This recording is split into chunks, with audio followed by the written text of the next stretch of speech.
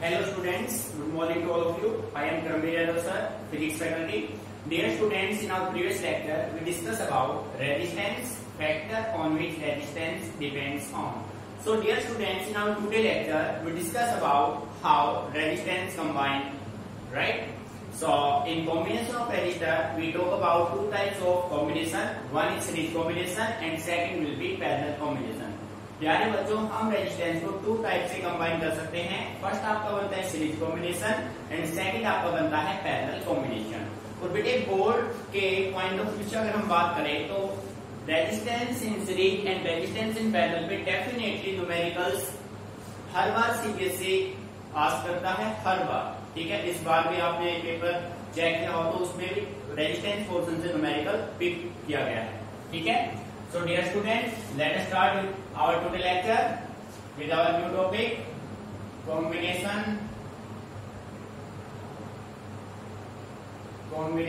of resistance. प्यारे बच्चों, resistance को हम टू वे में कंबाइन कर सकते हैं. First one is series combination. आप ये कह सकते हैं resistance in series. Resistance in series. ठीक है भाई. सो बेटे इनको डेराइव करना भी आ सकता है और इनके न्यूमेरिकल तो डेफिनेटली आते ही हैं एग्जाम में. ठीक है. सो सबसे पहले हम सोल्व करते हैं सीरीज कॉम्बिनेशन. आप मान लीजिए कि आपके पास इस तरीके से कोई एक अरेंजमेंट आपने लिया.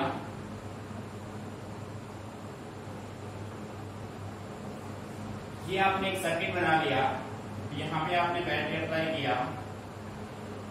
बेटे applied potential V, positive terminal ये नेगेटिव, ये रेजिस्टेंस R1, ये रेजिस्टेंस R2, ये रेजिस्टेंस R3. ठीक है. और तीनों एक दूसरे के साथ कैसे कनेक्ट हैं? सीरीज कॉम्बिनेशन में. ठीक है. अब प्यारे बच्चों, जैसे आपने बैटरी से इस सर्किट को कनेक्ट किया तो बैटरी में से क्या फ्लो करेगा? करंट I एंटर करेगा. I यहां से क्या करेगा? लीव. प्यारे बच्चों, एक बात हमेशा माइंड में रखिए, सीरीज कॉम्बिनेशन में जब आप रेजिस्टेंस को सीरीज कंबाइन करते हैं तो सभी का करंट सेम होगा. सीरीज में क्या सेम होगा? करंट मींस R1 में जो करंट है, R1 का करंट I होगा, R2 का भी करंट I होगा, R3 का भी करंट क्या होगा? I होगा.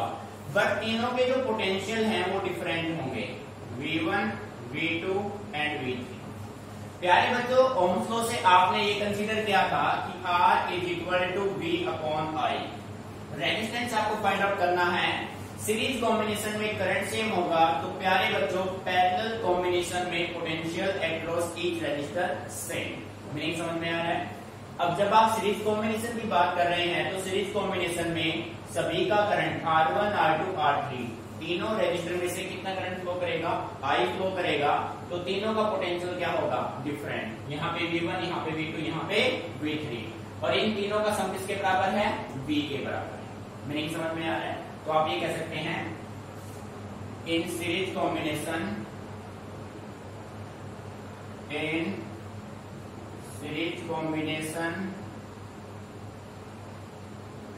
Of resistance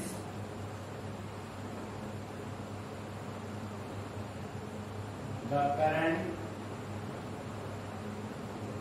current I across each register remains same. बेटे हर एक रजिस्टर का जो करंट है वो क्या रहेगा? सेम. जब करंट सेम है तो पोटेंशियल क्या होगा? डिफरेंट होगा. फिर आपने मान लिया let V1, V2 and V3 be the potential drop across register R1, R2 and R3. बेटे R1, R2, R3 तीनों का करंट सेम होगा I. V1, V2, V3 current potential across R1, R2 and R3 है. ठीक है. So figure से आप ये देख रहे हैं, फ्रॉम फिगर बेटे ध्यान दीजिए, from figure V is equal to V1 plus V2 plus V3। बेटे जो नेट पोटेंशियल होगा वो इंडिविजुअल के सम के बराबर होगा। बात समझ आ रही है ना?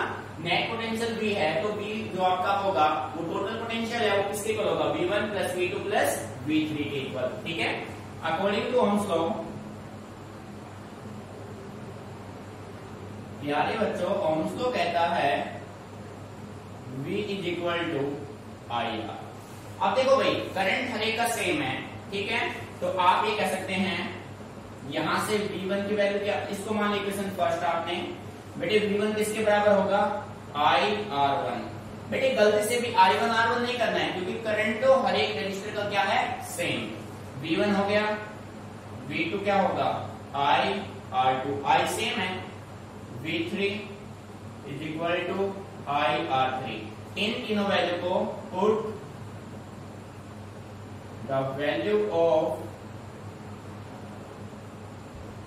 V1, V2 and V3 in equation first. बेटे यहां से V1, V2, V3 की वैल्यू को आप इक्वेशन फर्स्ट में पुट कर दीजिए। सो V इज इक्वल टू क्या आएगा भाई? V1 की वैल्यू क्या है? IR1 plus IR2 plus IR3। और प्यारे बच्चों सभी में से कॉमन क्या आ रहा है भाई? I कॉमन आ रहा है। सो इनसाइड में R1 प्लस R2 प्लस क्या आएगा भाई? R3। This is your second equation. बेटे यहाँ पे कोई प्रॉब्लम? मीनिंग समझ में आ गया? अब देखो भाई, हमें फाइंड आउट करना है रेजिस्टेंस इन सीरीज। ठीक है, तो बेटे अब हम अपनी तरफ से मान लेते हैं इफ, मान नहीं भाई, अपनी तरफ से हम if RS is the net resistance in series combination,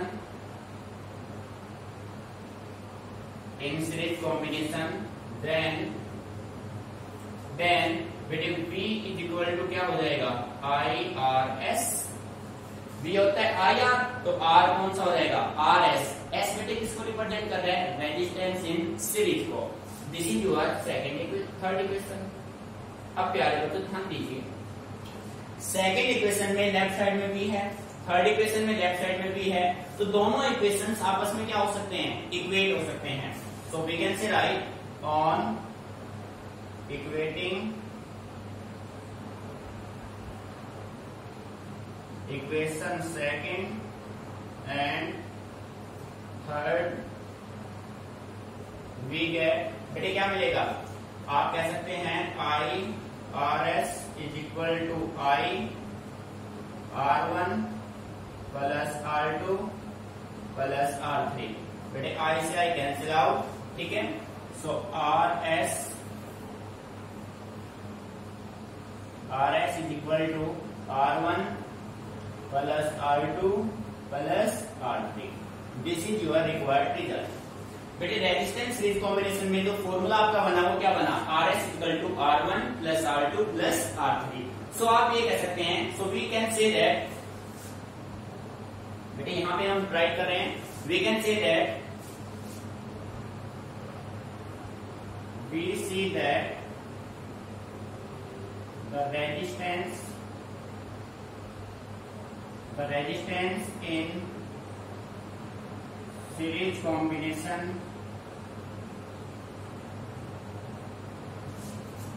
is greater than the greatest।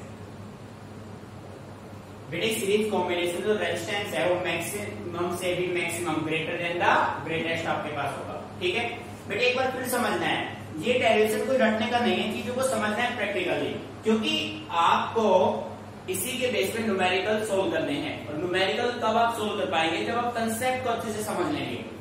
बेटे हमें फाइंड आउट करना था रेजिस्टेंस इन सीरीज। ठीक है बेटे, रेजिस्टेंस सीरीज में सोल्व करने के लिए आपने एक सर्किट अरेंजमेंट किया, आपने 3 रजिस्टर लिए, उन 3 रजिस्टर को आपने सीरीज में कनेक्ट कर दिया। अब 3 रजिस्टर को सीरीज में कनेक्ट करने के बाद उस सर्किट में एक बैटरी आपने अप्लाई किया। ठीक है, जैसे ही आप सर्किट को बैटरी से कनेक्ट करेंगे जिसका पोटेंशियल V है, सर्किट में I करंट फ्लो करेगा। अब बेटे सीरीज कॉम्बिनेशन में जो करंट है वो सेम होता है, R1, R2, R3 तीनों में से सेम करंट I फ्लो करेगा। भाई बात समझ आ रही है? बेटे जब किसी भी सर्किट में I सेम होगा तो डिफरेंट क्या होगा? V डिफरेंट होगा। ये रिलेशन आपने यहां से बताया, मेन आपको प्रोसेस यहां से। अब देखो, in series combination of resistance the current I across each resistor remains same। फिर हमने मान लिया let V1, V2 and V3 be the potential drop across R1, R2 and R3। Resistor R1 के अक्रॉस पोटेंशियल V1, R2 के across V2, R3 के across V3। ठीक है, सो बेटे नेट पोटेंशियल जो होगा वो यह होगा आपका V1 plus V2 plus V3। अब आपने यूज किया Ohm's law. According to Ohm's law V equal to IR। So बेटे आपको वैल्यू किसकी चाहिए? V1, V2, V3। V1 हो जाएगा IR1। बेटे गलती से भी I1 R1 नोट नहीं करना है क्योंकि करंट हर एक रजिस्टर का क्या है? सेम, तो इसलिए I रहेगा। IR1, IR2, IR3 वैल्यू आपने पुट की, I कॉमन लिया, ये आपके पास सेकंड इक्वेशन आ गया। ठीक है, फिर हमने अपनी तरफ से मान लिया if RS is the net resistance in series combination then V is equal to IRS। IR होता है तो R कौन सा होगा? RS। ठीक है, अब बेटे दोनों साइड V है तो आप इक्वेशन सेकंड थर्ड को इक्वेट कीजिए और आपके पास रिजल्ट मिलेगा R1 plus R2 plus R3। मान लीजिए आपके पास 2 रजिस्टर होते तो आपका आंसर होता R1 प्लस R2। 4 होते R1 plus R2 plus R3 plus R4। Means कितने भी रेजिस्टेंस हो सीरीज में आप उनको रखते चलेंगे। मीनिंग समझ में आ रहा है? बेटे ये आपका केस हुआ रेजिस्टेंस इन सीरीज कॉम्बिनेशन। सो अच्छे से इसको ऑब्जर्व करना है। ठीक है बेटे, ये है आपका बेसिक कंसेप्ट। जब आपका कंसेप्ट क्लियर होगा तो किसी भी न्यूमेरिकल में आपको रटना नहीं पड़ेगा, आप चीजों को इजीली सोल्व कर पाएंगे। ठीक है, so copy it, if any problem then ask मी।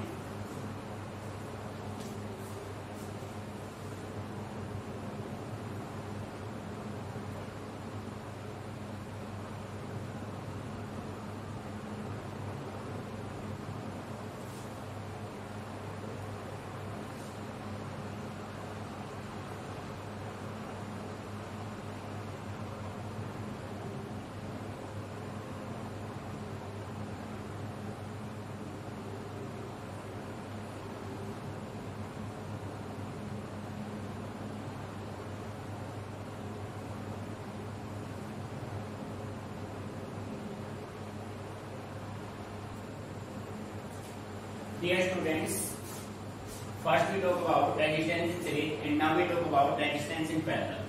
ठीक है बेटे, सेकंड आपका है रेजिस्टेंस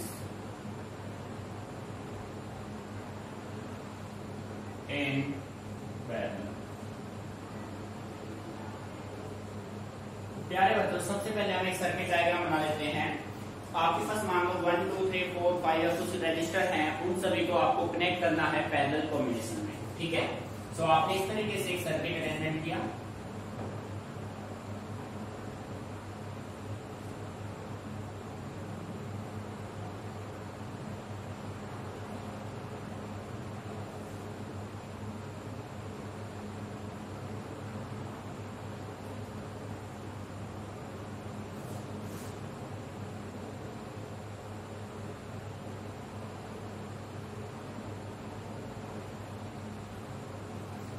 बेटे ये आपने एक सर्किट अरेंजमेंट किया, यहां से ये आपने बैटरी कनेक्ट कर दिया। ठीक है, ये आपका हो गया सर्किट कंप्लीट। बेटे ये मान लिया कि इस रजिस्टर का रेजिस्टेंस R1, इसका R2 और इसका रेजिस्टेंस क्या हो गया? R3। 3 रजिस्टर है और तीनों के डिफरेंट रेजिस्टेंस हो गए R1, R2, R3। ये आपने बैटरी कनेक्ट है जिसका पोटेंशियल V है, पॉजिटिव टर्मिनल, ये बैटरी का नेगेटिव टर्मिनल। जैसे ही आपने सर्किट में बैटरी कनेक्ट किया, सर्किट में करंट फ्लो करेगा I और सेम करंट I सर्किट से लीव करेगा। ठीक है, अब देखो बेटे यहाँ पे जाने के बाद इस करंट की ब्रांचिंग हो गई है। अब ये जो करंट है ना वो 3 पार्ट में डिवाइड होगा, यानी R1 के पास जाएगा, R2 के पास और R3 के पास। तो मान लीजिए यहाँ पे करंट गया I1, यहाँ पे गया I2 और बेटे यहाँ पे करंट कितना आया? I3। और यहाँ पे तीनों कंबाइन होके सेम कितना करंट भेजेंगे? I। क्योंकि I1 plus I2 plus I3 सभी का सम किसके इक्वल है, I के इक्वल। हमेशा ध्यान रखिए किसी भी सर्किट में जो करंट एंटर करता है सेम करंट लीव करेगा। बात समझ आ रही है? अगर इस सर्किट में I करंट एंटर करेगा तो I करंट ही सर्किट से लीव करेगा। मीनिंग यहाँ तक क्लियर? अब बेटे देखो I1, I2, I3 I की वैल्यू डिफरेंट है तो B की वैल्यू क्या होगी, सेम। तो आप ये कह सकते हैं in parallel combination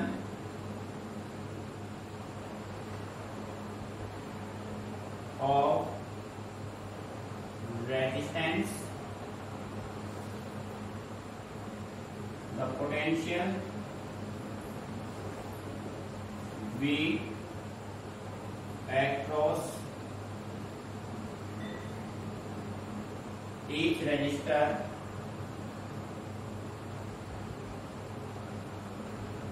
remains same। ये बात समझ आ रही है ना? सीरीज कॉम्बिनेशन में I सेम था तो पैरेलल में क्या सेम होगा, B सेम होगा। ठीक है, जो B सेम है तो आप ये कह सकते हैं late I1, I2 and I3 be the current through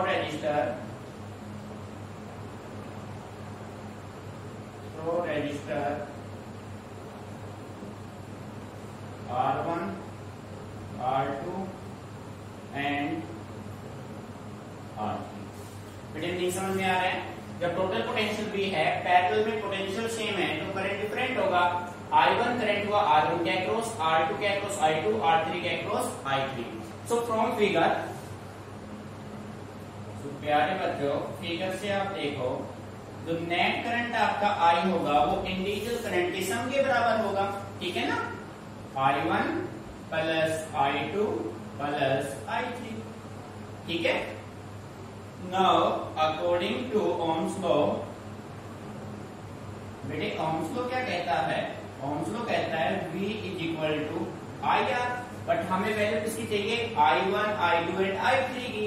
सो आप कह सकते हैं, यहां से आप कह सकते हैं I is equal to V by R। Meaning clear? Now we can say write I1 is equal to V by R1। बेटे गलती से भी आप V1 अपॉन R1 नहीं कर सकते। क्यों नहीं कर सकते? Because potential across each resistor remains same.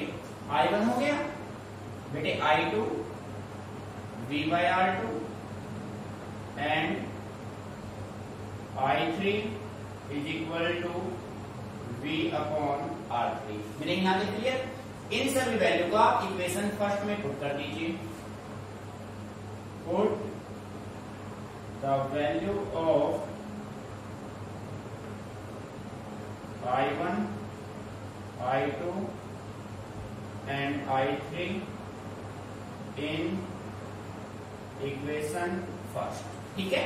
सो बेटे देखो I इज इक्वल टू क्या होगा, V upon R1 V upon R2 plus V upon R3।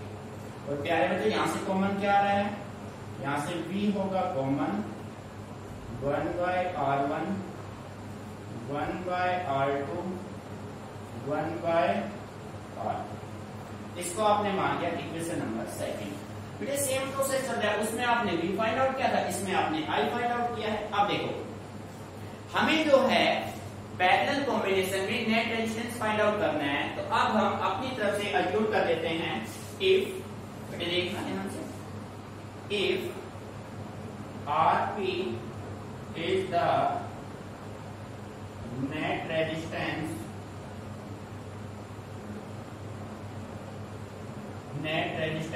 in parallel combination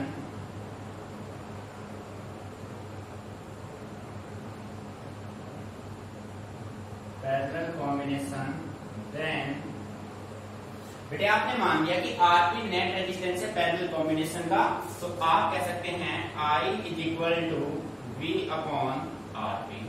this is your equation number third. बेटे I होगा V by, बेटे Rp आप कैसे लिखना है, P रिप्रेजेंट कर रहे हैं पैरेलल कॉम्बिनेशन को। ठीक है? Rp नहीं समझ में आ रहा है? अब बेटे यहाँ भी आई है, यहाँ भी आई है, तो आप इक्वेशन सेकंड थर्ड को इक्वेट कर दीजिए। On equating equation second and third we है। देखो भाई सेकंड थर्ड को आप इक्वेट करेंगे तो प्यारे बच्चों v by R P is equal to v 1 by R one plus 1 by R two plus 1 upon R three.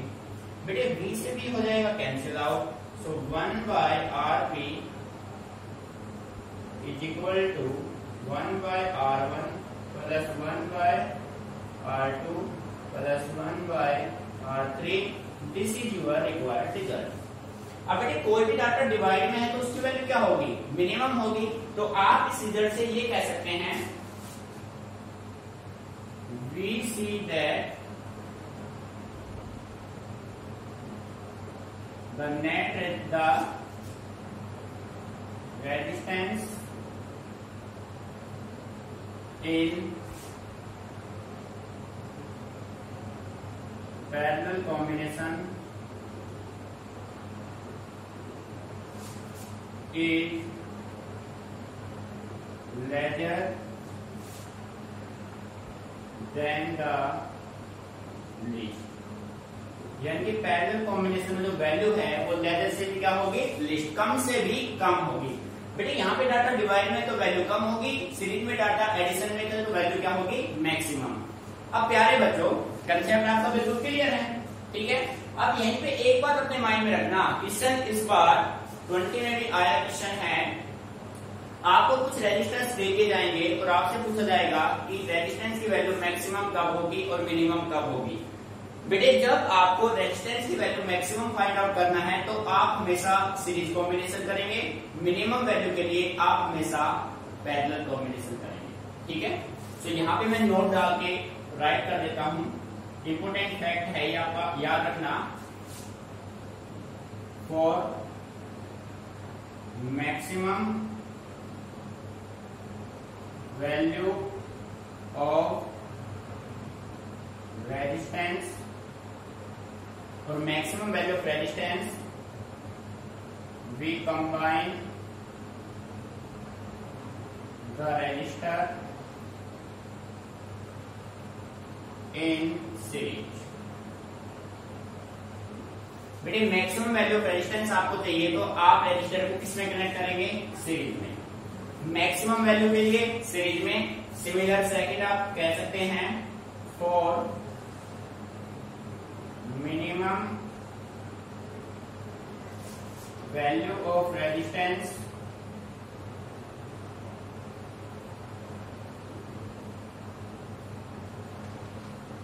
minimum value of resistance we combine the resistor in parallel।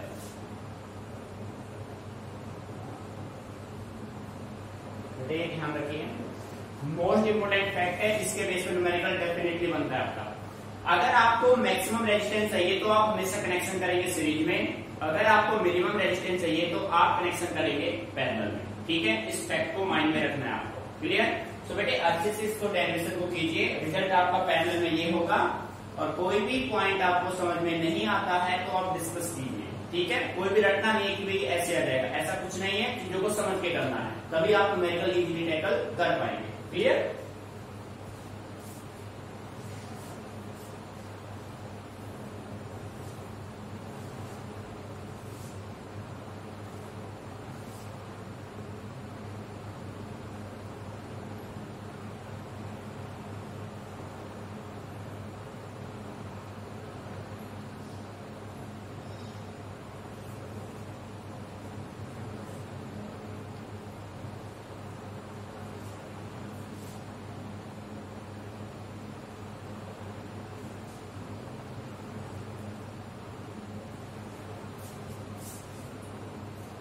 तो dear student अब इसको rough कर रहे हैं, इसी के base पर कुछ न्यूमेरिकल सोल्व करते हैं, सीरीज पैरेलल दोनों को कंबाइन करके, ठीक है। देखो बेटे कंप्लीट फोकस आपका बोर्ड पे रहे, चीजों को समझना है, रटना नहीं है, ठीक है।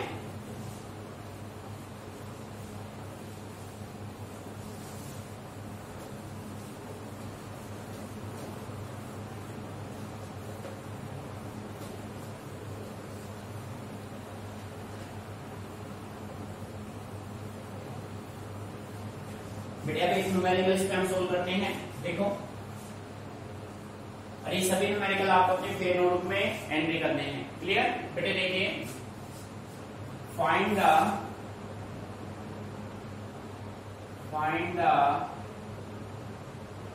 इक्विवेलेंट रेजिस्टेंस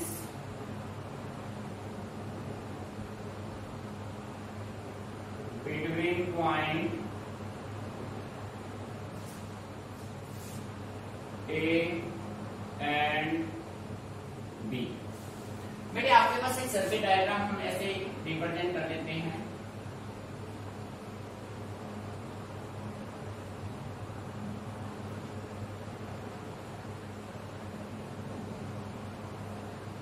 ये पॉइंट है B, ये पॉइंट है आपका A, ये रेजिस्टेंस है 5 ओम, ये आपका है 3 ओम, ठीक है। ये आपका है 6 ओम और ये आपका है 3 ओम, क्लियर। बेटे अब देखिए, सर्किट को अच्छे समझना है आपको। हमें रेजिस्टेंस फाइंड आउट करना है ए और बी के बीच का नेट रेजिस्टेंस। तो बेटे सबसे पहले आप कनेक्शन देखो, आप देख रहे हैं कि ये 6 ओम और 3 ओम कैसे कनेक्ट है, पैरेलल, ठीक है। तो सबसे पहले किसी भी न्यूमेरिकल को सोल्व करने से पहले आपको फॉर्मूले राइट करने हैं, ठीक है। तो सॉल्यूशन में आप राइट करेंगे H, we know that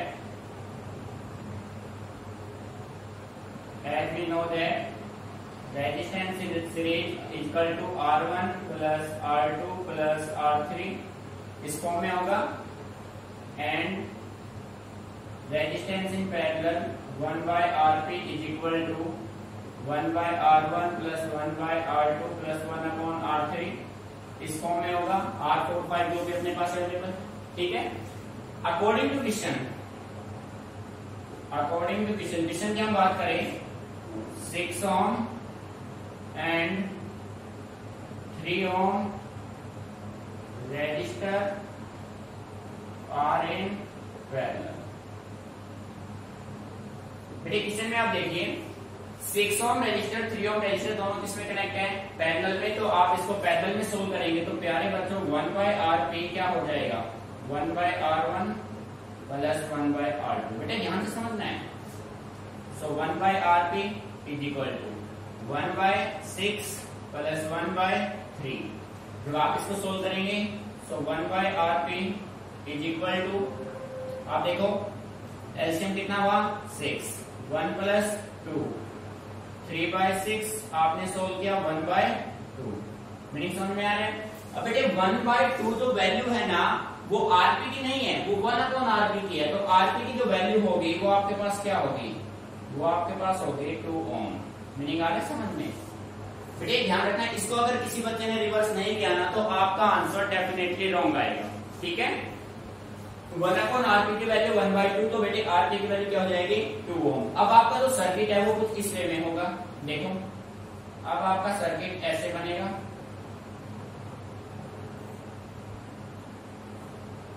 point B, point A, ये आपका था 5 ओम। बेटे ये कितना आया 2 ओम और ये आपका कितना है 3 ओम, ठीक है। अब ये तीनों रेजिस्टर किसमें कनेक्ट है, सीरीज में। सो नेट रेजिस्टेंस आपका क्या होगा, net resistance between point A and B. तो बेटे रेजिस्टेंस सीरीज में है तो आर एस का फॉर्मूला क्या होता है, R1 plus R2 plus R3, ठीक है। सो वैल्यू आप पुट करेंगे यहाँ पे। So R S is equal to 5 plus 2 plus 3, R S is equal to 10 ohm और ये आपका फाइनल क्या होगा आंसर। बेटे आए ठीक समझ में। इस टाइप से न्यूमेरिकल को आप सोल्व करेंगे तो मार्क्स डिडक्शन की कोई चांस ही नहीं है। मुझे बात समझ आ रही है। तो इसी टाइप से आपको न्यूमेरिकल सोल्व करने हैं। क्लियर? तो बेसिक को आप अच्छे समझ लीजिए, न्यूमेरिकल सबसे इजी पार्ट होता है आपका। क्लियर?